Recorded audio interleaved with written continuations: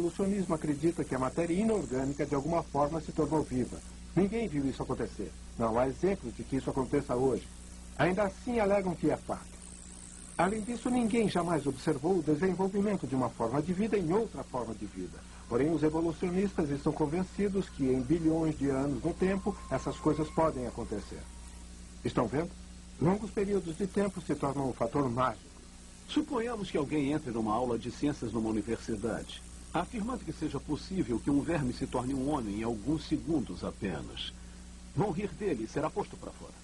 Outra pessoa alega que um verme pode se transformar num homem num período de milhões e milhões de anos. E todos concordam. Como veem, simplesmente ao entender o período do tempo, a ideia ridícula se torna aceita. E esta é a chave da evolução. Há apenas 120 anos, era amplamente aceita por todos a ideia de que a Terra seria relativamente jovem. Uma possibilidade indicava de 6 a 10 mil anos, baseados na genealogia bíblica. Hoje em dia, porém, os evolucionistas inventaram tabelas de tempo complexas, gastando bilhares de anos, especificamente criados para permitir um vasto período de tempo para que várias formas de vida se transformem em outras formas de vida. Ninguém sabe exatamente a idade da Terra, mas por mais tempo que se dê aos evolucionistas, isso não resolve o dilema de como exatamente a vida surgiu no universo. O Dr. John Morris, professor assistente de geologia do Instituto de Pesquisa de Criação na Califórnia. Há centenas de diferentes medidores através dos quais podemos avaliar a idade de uma rocha ou a idade da Terra, e quase todos eles parecem estimar idades jovens para todas essas coisas. Há, no entanto, uns 5 ou 6 deles que parecem estimar idades antigas. É interessante que meus colegas evolucionistas escolham sempre esses antigos. Tais datas foram substanciadas por métodos tendenciosos, como a avaliação da idade por radiomedição métrica. Apresentados como confiáveis, os resultados dessa avaliação são descartados se não concordarem com a de evolução pré-concebida da tabela de tempo. Se um cientista quer avaliar a idade de uma rocha, ele a leva para um laboratório com um formulário declarando a idade que acha que tal rocha possui, e isso lhes dá um alvo a ser obtido. E na máquina eles colocam esse alvo e continuam trabalhando até que consigam essa idade. Muitas vezes, quando lemos num livro que uma rocha foi estimada com a idade de tantos bilhões de anos, nós apenas assumimos que as pessoas que coletaram tais dados saibam do que estão falando. Mas esse não é o caso. Eu sei como é que se chega a tais dados. Até Darwin, muitos cientistas estavam de acordo com o relato bíblico de que os animais reproduziam sua própria espécie. Porém, à medida que a perspectiva evolucionista teve mais aceitação, os cientistas foram pressionados a provar a hipótese de Darwin e explicar como as formas de vida possam ter se transformado de uma forma de vida para outra. Agora nos dizem que a evolução acontece em virtude de danos causados por influências externas, tais como raios cósmicos, que faz com que as células cometam erros e chamam isso de mutação. E gradualmente um organismo irá se transformando num outro organismo, desde os unicelulares a invertebrados, como os moluscos e estrelas do mar, então os peixes vertebrados, os anfíbios, os répteis, as aves, os mamíferos e finalmente o homem. E cá estamos nós agora, o produto de bilhões de erros. Os cientistas sabem que o código genético evita que uma forma de vida se transforme em outra. Então eles especulam que mutações ou danos ao DNA devam ser responsáveis pelos processos evolutivos. Eles acreditam nisso, apesar das provas observáveis de que nenhuma das espécies tenha sido resultante de uma mutação. A mutação é sempre nociva. Pode haver pequenas adaptações numa determinada espécie, mas de nenhuma forma há possibilidade de transformação de um animal em outro. Se a evolução tivesse realmente acontecido, deveríamos ser capazes de ver as provas disso em registros antigos. Afinal, é o registro do passado. Porém, se olharmos com atenção os registros do passado, veremos que não há registro algum de um animal que tenha se transformado em outro. Não há formas de transição.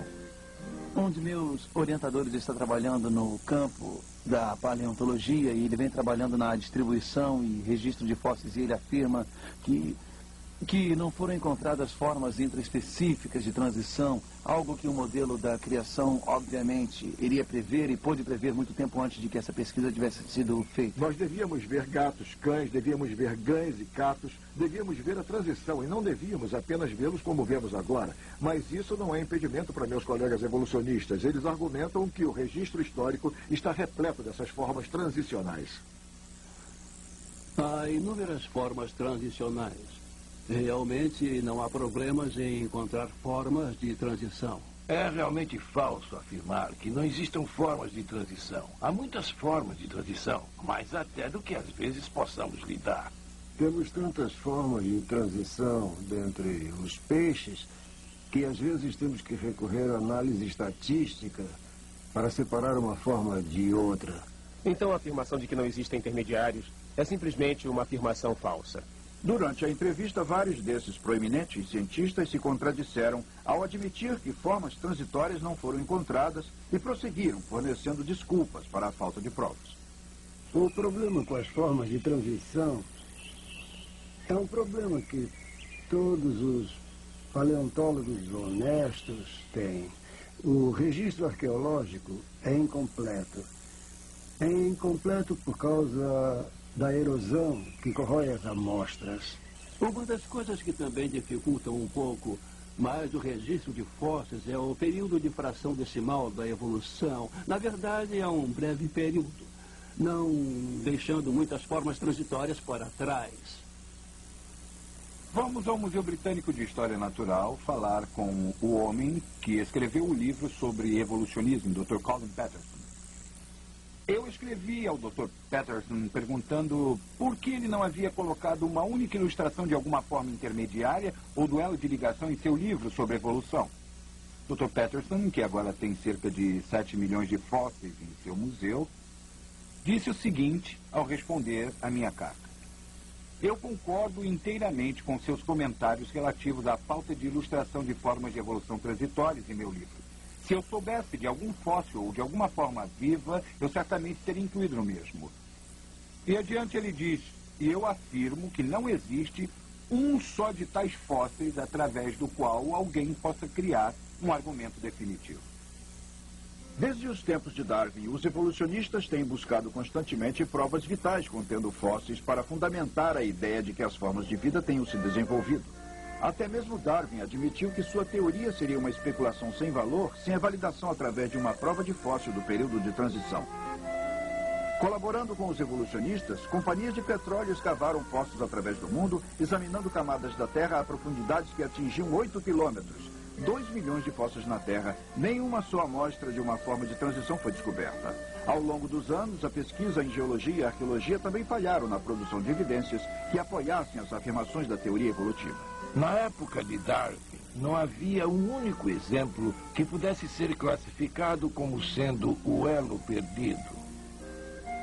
Na verdade, foi apenas perto da época de sua morte que um fóssil de uma ave foi descoberto na Bulgária, eu acho. E chamava-se Archaeopteryx, e de todas as formas, seria o intermediário entre os répteis e as aves. Este foi o triunfo para sua hipótese. O Archaeopteryx, classificado hoje por muitos paleontólogos como apenas uma ave, não um intermediário entre um réptil e uma ave, foi a primeira de uma série de manobras enganadoras para promover ideias evolutivas. Os evolucionistas dataram e classificaram erroneamente tal ave extinta, assumindo que fosse o elo perdido entre répteis e aves.